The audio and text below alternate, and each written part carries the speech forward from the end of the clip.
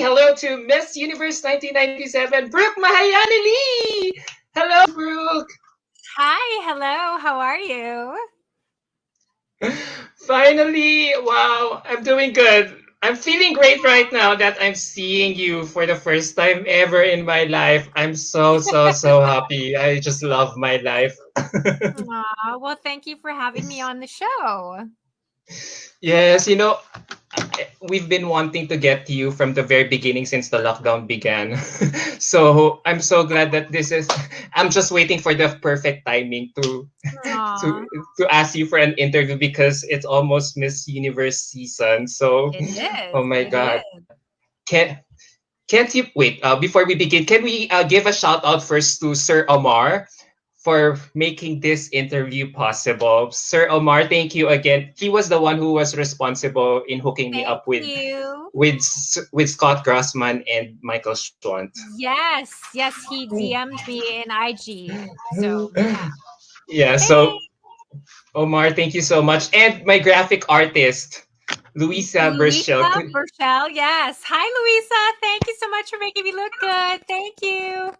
And when he learned that I'm going to interview you, he freaked out.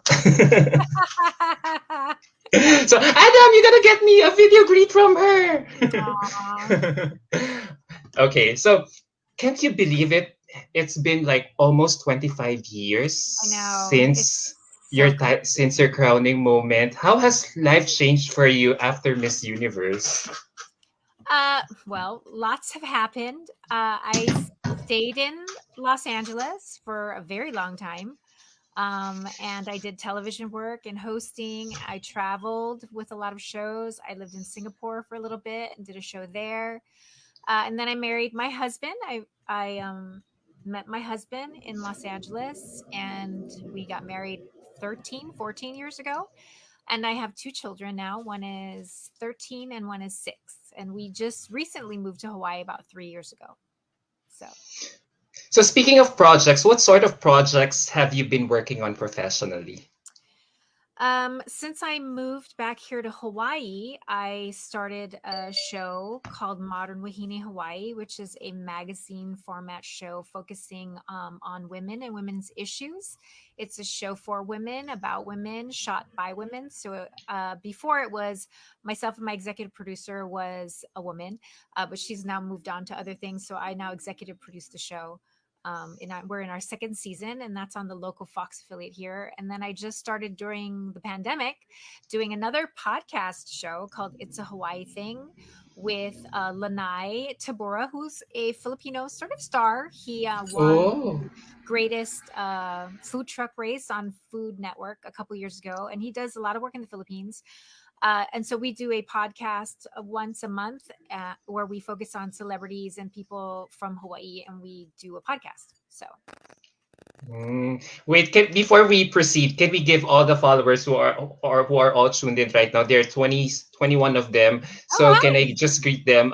If you look at the upper right hand portion of your screen, you can see that a lot of people are greeting you. Brian Nell, hello. Chi7, hello, fan.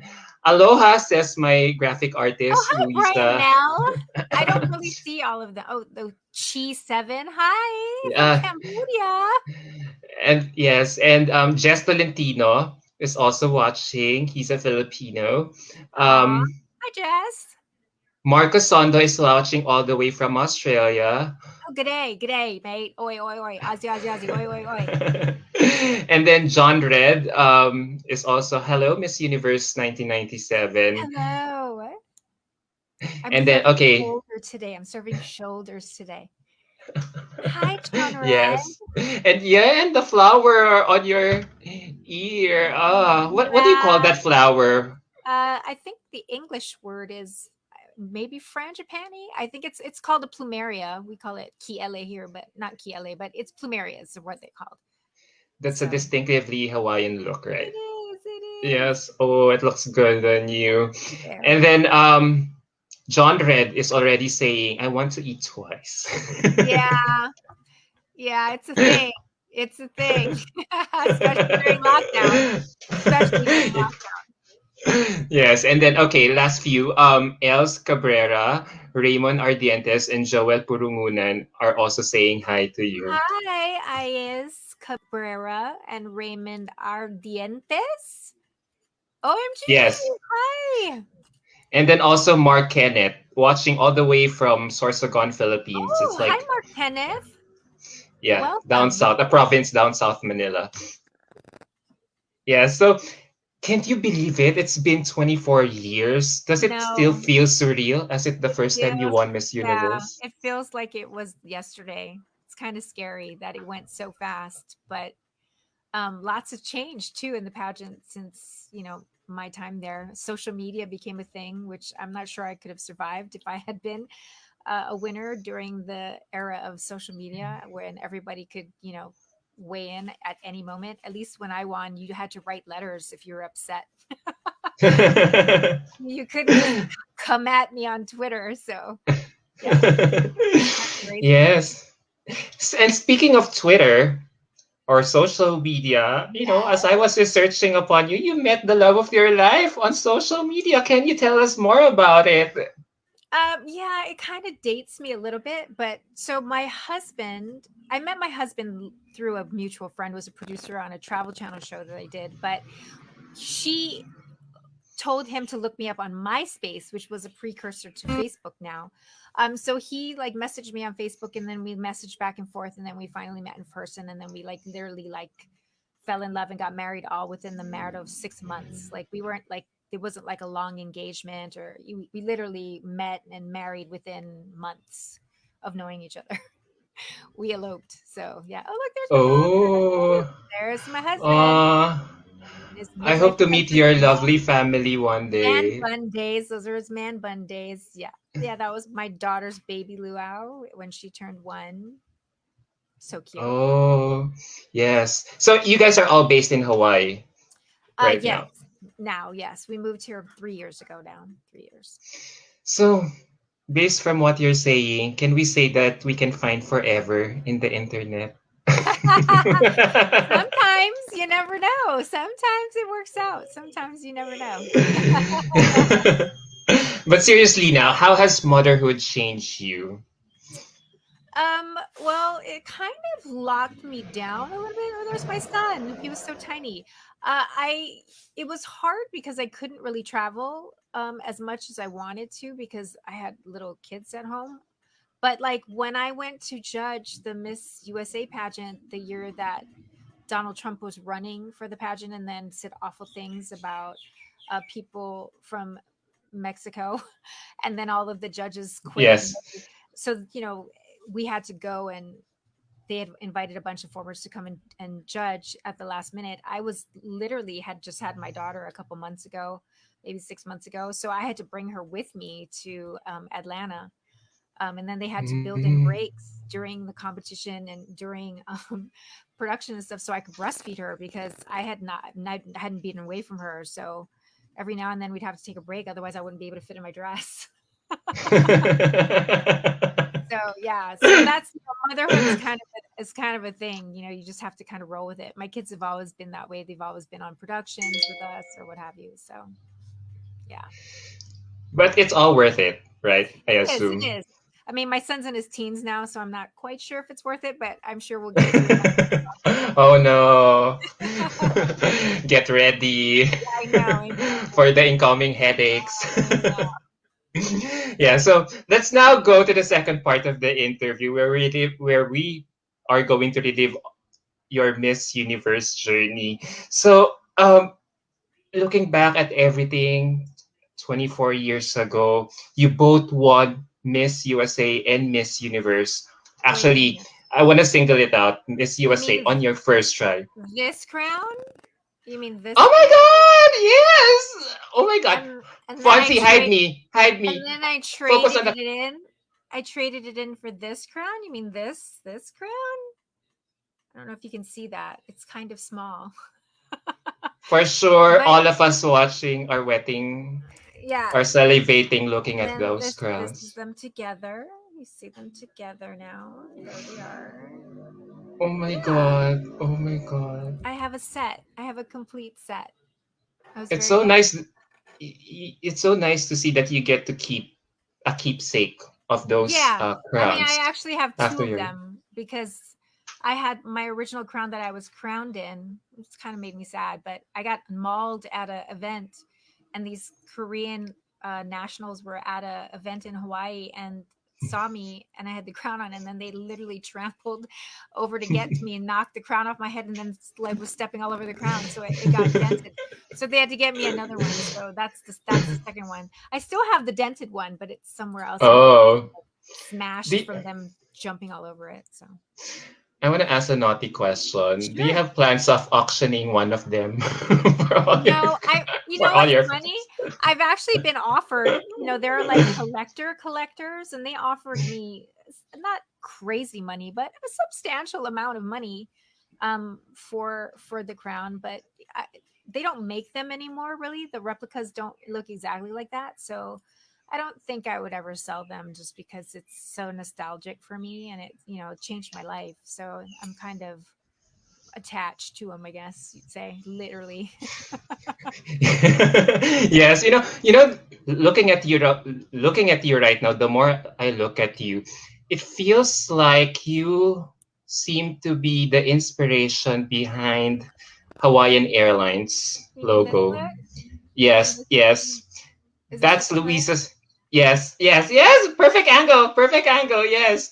So Luisa Sierra has a question. Can you ask Miss Brooke about the Hawaiian Air, the official logo? Looks like her.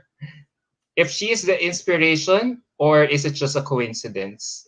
Oh my god, that's very uncanny. Um, the legal um the legal term is that it's not me, according to the airline. It is based on a flight attendant that works for them, but it is just a little questionable because they changed the logo to look like that right after I gave up my title. So as a little bit, the timing of it was odd that she's been working for them for a very long time and they could have changed the logo at any time, but they did it sort of within a couple years after I gave up the title. So a lot of people think it's me. A lot of people that work there think it's me, but their legal thing is that it's not me. It's a woman. It's based on a woman that works at Hawaiian Airlines. So, but But people, but decide for yourself. I don't. It looks. yeah, yeah, yeah. Yeah, it's a It little really weird. looks, yeah. It's a little weird. Yeah.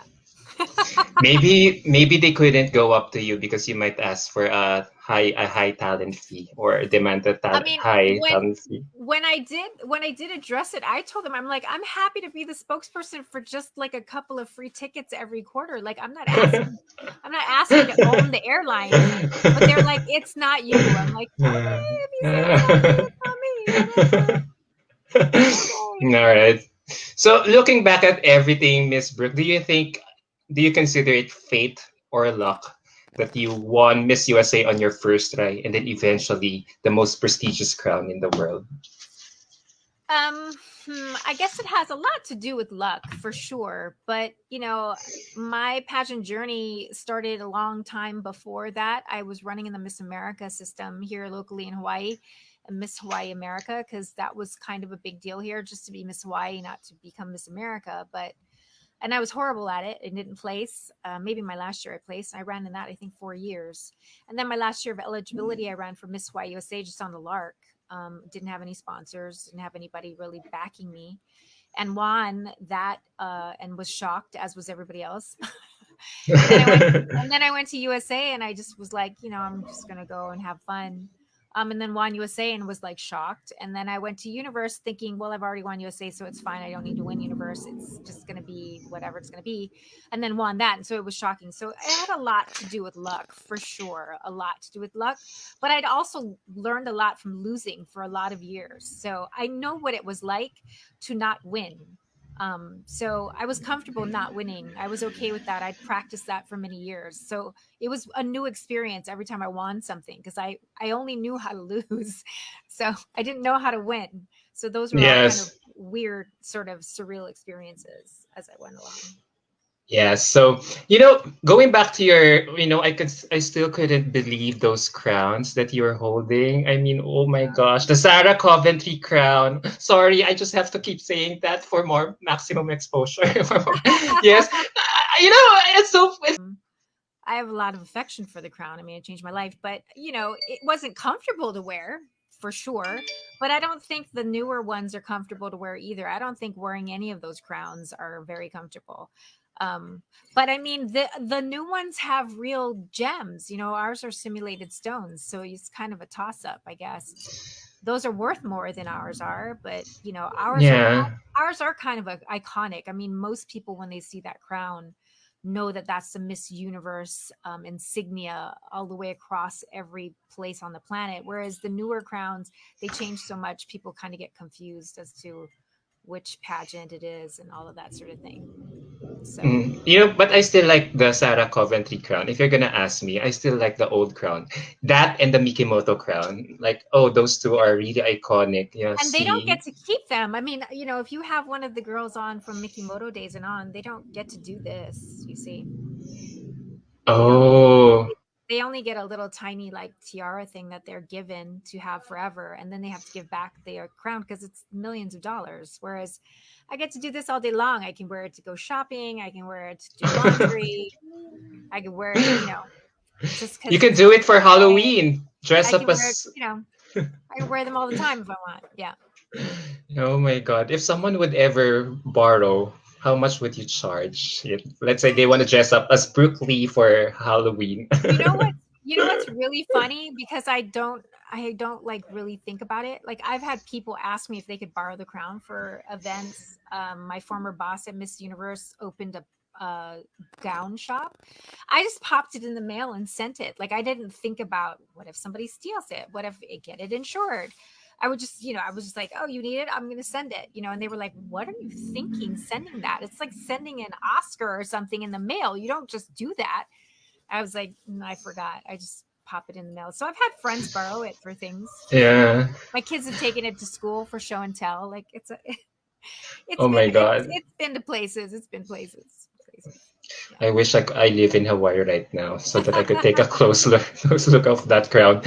Also, going back to your journey again. So, as I realized it, you were the first Asian American to have won the Miss USA title. Did it ever think to you that it would be impossible, given that no one has done that before you? Actually, for Miss USA, I don't know. I honestly don't know if I am the first. I believe like once at an event, my Shanley's father had said to me that my Shanley, who was a former Miss USA, is part some sort of Asian. I'm not sure what. So I think my Shanley is part Asian. I'm not sure, but the weird thing is I did a lot of events as Miss USA before I won Miss Universe as a person of Asian American descent, and being born and raised in Hawaii, which is kind of like being in the Philippines, where Yes. we're so mixed, and we're a majority. We're not like the rest of the United States where the de facto is, Caucasian people.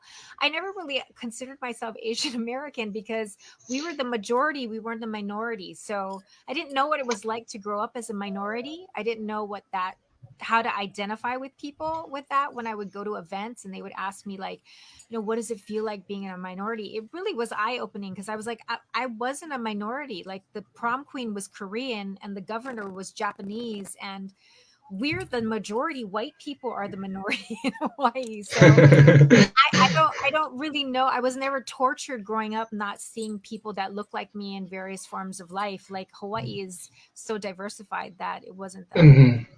So Because yeah. back during that day, you were already showing so much diversity. I mean, the pageant has been showing so much diversity through your win. I mean, because as I was reading, you're Korean, American, Chinese. Yeah. So, So I'm Hawaiian in descending order of power, I guess.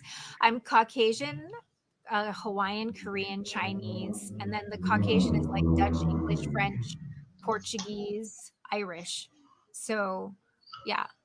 I think at one point during the pageant, I tried to make a game out of it at Miss Universe where I was like trying to going to find all the different ethnicities I was and take pictures with those girls because I was like, we're related and we're related and we're related and we're related because I was like so many, I was so many different ethnicities. So I thought it was kind of funny. What does it feel like to be a Miss Universe winner? I think honestly, I think it really depends on the girl. Like I was told I was really close with the office. Some every Miss Universe is different. They come from different backgrounds. They're at different points in their life. I was one of the oldest Miss Universes had ever had at the time. I think I still am one of the oldest they'd ever had. I was 26 when I won and turned 27, which is the cutoff during my year. So I had lived a pretty full life. I'd gone to college, I'd gotten a degree, I had a job. So I knew what a sweet gig it was. Whereas, like with Alicia Machado, she was 19. She didn't really know much. She had run in the pageant, become Miss Venezuela, which is a huge big deal, and then became Miss Universe. And when you're at the beginning of your whole sort of evolution, you tend to see things very differently than you do when you're 27. Like this is not going to happen again. Like you should take advantage of it. When you're 19, you may think, well, this is the way the rest of my life is going to be for the rest of my life. I'm always going to have these things. So I really took advantage of the moments. Like I did Mm. everything I needed. I like double dipped on all my freaking flyer miles. I did all the shopping sprees, bought everything I could on sale. Like, I was very I was more savvy, I guess, is what some of the travel managers said than most. A lot of the girls we would travel to Barcelona, they'd be tired, they'd want to go to their room. I'd be like, let's go, let's sit the Yeah. La Ramblas, let's go and get things done. Let's go. Because I knew I may never be here again. And I certainly won't ever be in this country with my own ambulance, my own helicopter, all of these bodyguards. Like I was gonna like live my life to the fullest. So I kind of am proud of the fact that I took full advantage of my entire year as Miss Universe. You were taking every moment, taking every Yeah. opportunity that you can get. So, speaking of, you mentioned about it, your predecessor, Alicia Machado. Do you think, no, let's face it, she was really under scrutiny during her reign. So, up until today, do you think that a woman should maintain her physical appearance for her whole reign to be able to keep the crown? Um, Here's the weird thing is that from what I understood, I really think that were you seeing that seeing the hardships that she went through, the scrutiny, the controversy? Were you also pressured that okay, I gotta look and act perfect in order to please my boss, to please my audience? no. I mean, what happened was what happened was Donald Trump bought the pageant midway through us going to Louisiana for the pageant. And so he started this whole campaign with Alicia because she had gained some weight after winning. But from what I was told, every girl gained weight because you can't be at your fighting weight that you were when you competed because, life happens and you're traveling all the time and all of that sort of thing. So my first foray into it was at Miss USA. They asked me about her as my final question. Like, if it were you, would you lose the weight? That literally was Yes. a question. And I was shocked, like, to be quite honest. I'm looking at her in the audience as they're asking me this question. And I mean, I'm from an island, we're like very polite people. You don't talk about people in front of them. Like it was just a very weird moment. So when I said, if you get bigger, shorter, your hair gets longer, your Yeah, nose. your nose. I literally was just answering the question to a girl that was sitting in the front of me, in front of a lot of people being asked, to comment on her. I wasn't really thinking about, am I going to win this pageant? Am I going to, I was sincerely just looking at a girl going, I can't believe that these people are asking this kind of question in front of a girl who's Miss Universe. Like, this is crazy. So I think that sort of started me on the trajectory. And then as I was Miss USA and she was Miss Universe, and it continued to follow her, the controversy, and Donald Trump made a big deal out of it. By the time we got to Miss Universe, I had kind of had enough. So when they were, as had she, I'm sure. But so when we went to final night and they had popped up the question, should the new Miss Universe be held to a weight contract clause in her contract? I mentally started preparing in my head, if I get that far and if I can put it into one of my answers, I'm going to do it because I don't care if I win or not. Like, this has got to stop. So, it couldn't have lined up perfectly. And there's been controversy ever since. Like recently, it's bubbled up in the social media. But Alicia wasn't really thrilled that I won. Nobody's really shocked to hear that. I heard recently that Morena had said that I had known the question beforehand and that there was some cheating happening and all that. It's literally not true. Hand to Bible. I literally was like, I'm so done with talking about Alicia and all of this weight problem situation. Like, if I get a moment and I get a shot, I'm going to take the shot. So when they said, if you had no rules, what would you do? I was literally speaking to the fact that, if you have a 1-800 number saying if the winner is going to be held to a weight contract, then I'm going to say I'm going to eat everything. I'm going to eat it twice. Like that's going to be that's going to be my political statement for this entire thing. And I'm going to stop it right here and now. So that's really why I Oh. said it. Yeah. It had nothing to do with, I was just kind of done. And I was more upset because we had rehearsed for many, many days beforehand. And the 1-800 number thing was never in the script. They never practiced it. So we didn't hear about it until we stepped on stage for live night. So the minute we stepped on stage and they were like, live from Miami, it's the 1997 Miss Universe pageant. And then they started running a ticker tape saying, call into this 1-800 number. Should the new Miss Universe be held to a weight clause? When I started seeing that before we got on for opening number, I'm like, oh, okay, we're still on this? Okay. We're Oh. still going to talk about this? The girl's about to be kicked to the curb and we still not going to let it go?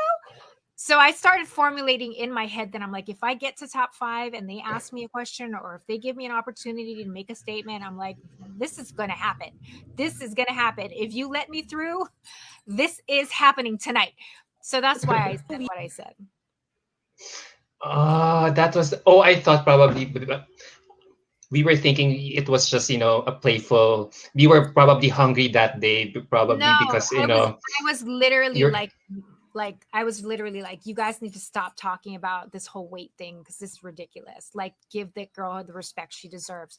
She's a former Miss Universe and she's literally giving up her title. We don't need to keep harping on this stuff. The new Miss Universe should not be held to a weight contract. I'm a clause in her contract. This is ridiculous. I'm gonna say I'm gonna eat everything twice and then I'll probably do it. So I would eat everything in the world.